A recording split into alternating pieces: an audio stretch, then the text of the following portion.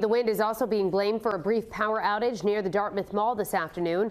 Eversource says the gusts took down a utility pole on Route 6, knocking out power to the area for a few minutes. Eversource says there was another brief power cut while they rerouted the grid to isolate the damaged pole.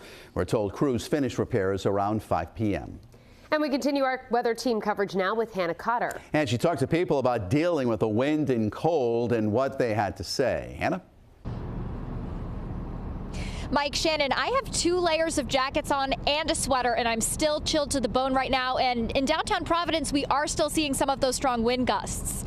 We're no strangers to the bitter cold here in New England. It's what it's supposed to be. It's winter. That's how I like it, I gotta say. Get to walk out with my husky and, I don't know, live it up. I personally love the cold. I can't stand the heat, as hot as it gets in New England. But this wind, well, that's another story.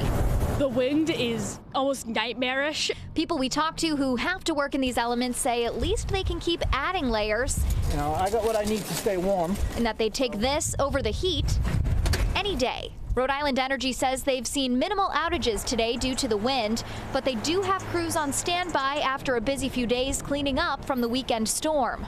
Meantime, some people are finding fun ways to escape the cold. These boys know this museum like the back of their hand. We jumped out of the car and came in here quickly. Kevin had to go park the car and walk a long way.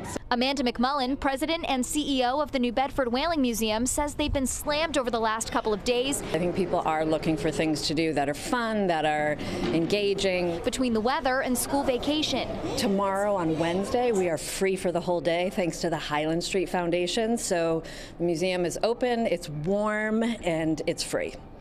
And my Pinpoint weather app says it feels like 8 degrees outside, so if you do have to go out and about tonight, make sure you bundle up. Reporting live tonight in Providence, Hannah Cotter, 12 News.